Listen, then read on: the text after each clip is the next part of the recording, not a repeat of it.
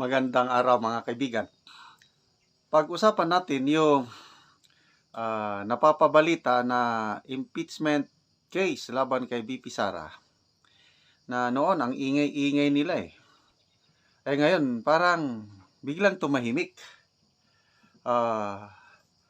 Itutuloy pa ba o hindi na? Okay, so ating bigyan ng reaksyon. Bakit biglang tumahimik? Hindi kaya connection ito sa sinasabi ni VP Sara na may hawak siyang video?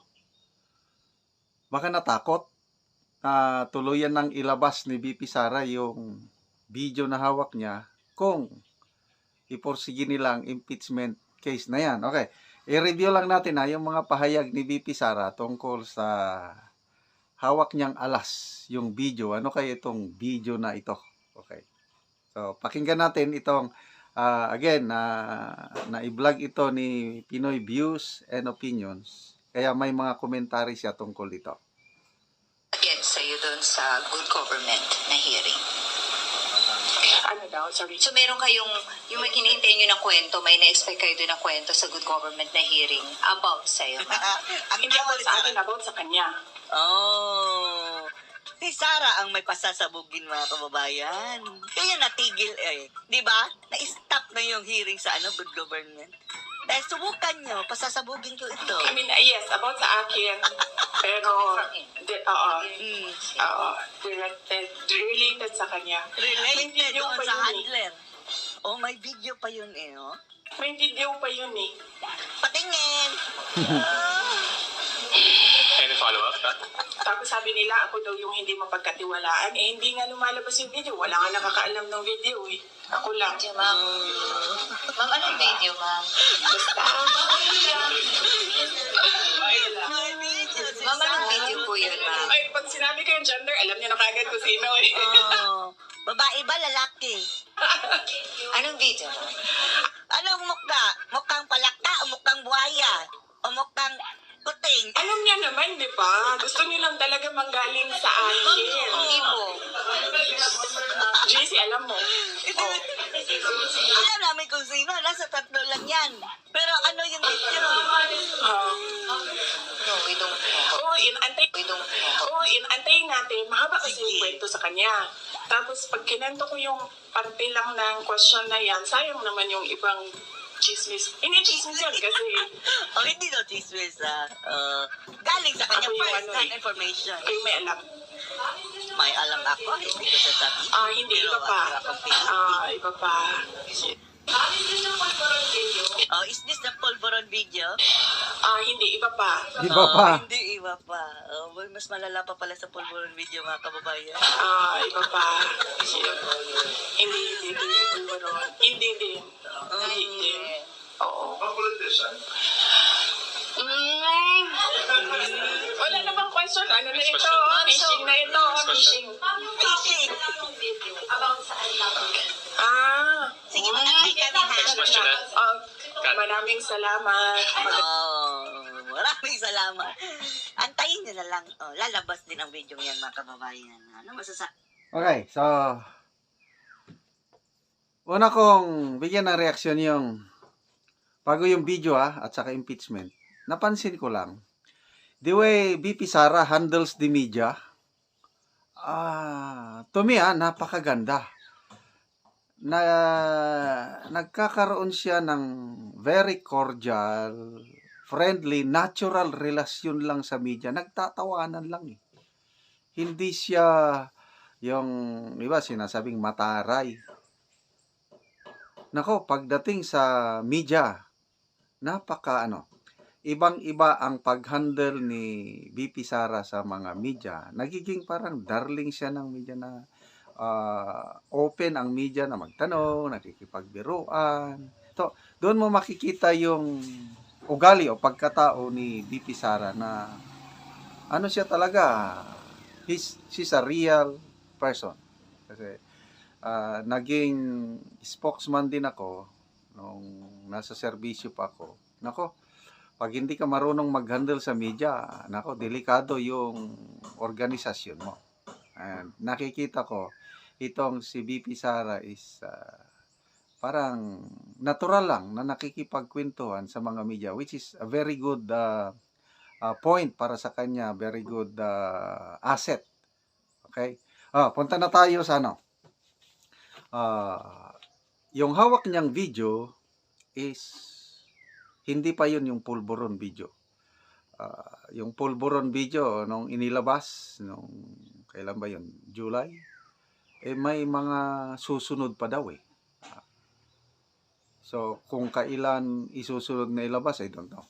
So ito namang video na hawak ni BP Sara, tungkol ata ito sa ito yung depensa niya pag igiit yung, lalo na yung Committee on Good Government, na doon siya inaatake ng misuse, handling of funds. Pag ipilit nila ito,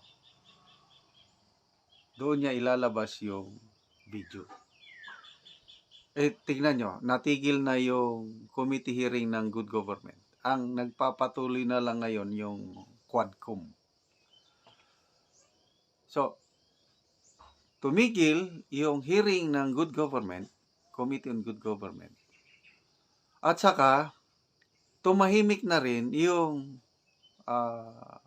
bali-balita na impeachment. Maingay si Trillanes nun eh. Ano ang sabi ni Trillanes? Nakaprepare na. Ilan yun? 23 articles of impeachment. So kung nakaprepare na, by this time, bakit hindi pa i-file? Although may nag-a-advise, baka nakinig sila sa advice na huwag muna daw ngayon. Ngayong itong Congress na ito. Kasi gahol na sa panahon. Kasi busy na sa kampanyahan ang mga lawmakers. So, paabot na lang daw sa next Congress para mapaghandaan ng gusto, mapatibay yung mga ebidensya. O baka ganun nga ang nangyari. Or, baka nalaman ng kabilang grupo, yung handler, di ba? May sinasabi si BP Sara na handler sa tatlong tao. Tatlong operator o tatlo. Trillanes, Castro, Hontiveros, isa lang daw ang handler eh. So itong grupo ni Castro na sila yung atat na mag-file na kasi last year pa sinasabi na ni Franz Castro na merong grounds for impeachment against kay BP Sara. Hindi lang natuloy last year dahil nagsalita ang Pangulo na ayaw niyang ma-impeach si BP Sara kasi nung una hindi pa sila nag-break up sa kanilang pagiging best friend.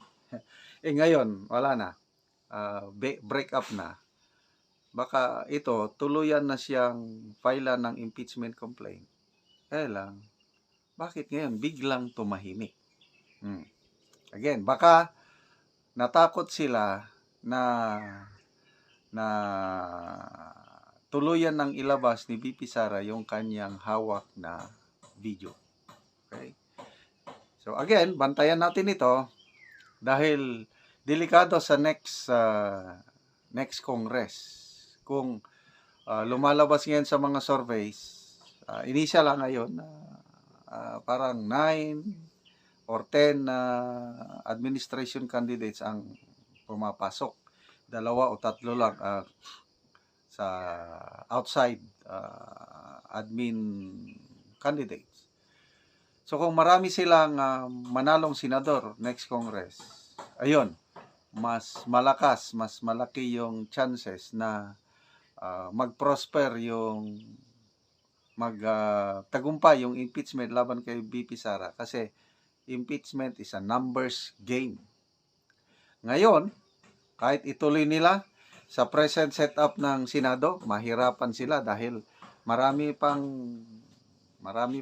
independent-minded sa mga senador ngayon na hindi makakalusot ang impeachment.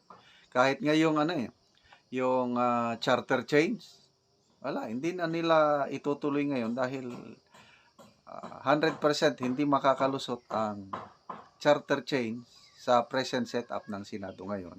Ganon na rin yung impeachment. Kaya bantayan natin itong midterm election next year. Sana mag-isip tayo na maigi.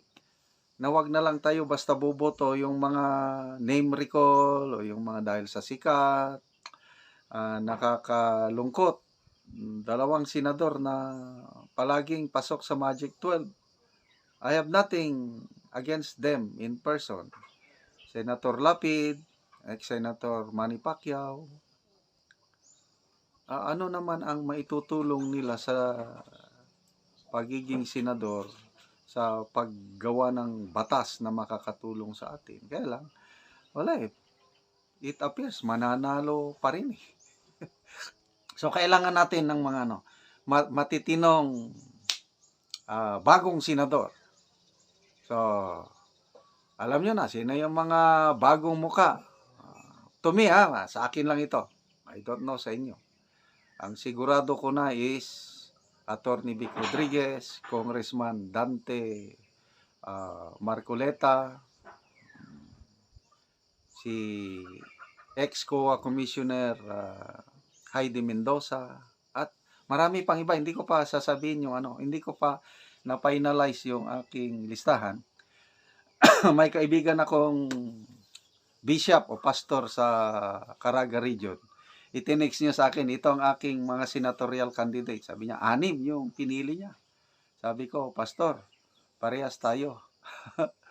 By the way, kasama na rin doon si Colonel Ariel Kerubin. Mga ganon, mga independent-minded na mga magiging senador na hindi kayang diktahan ng powers that be.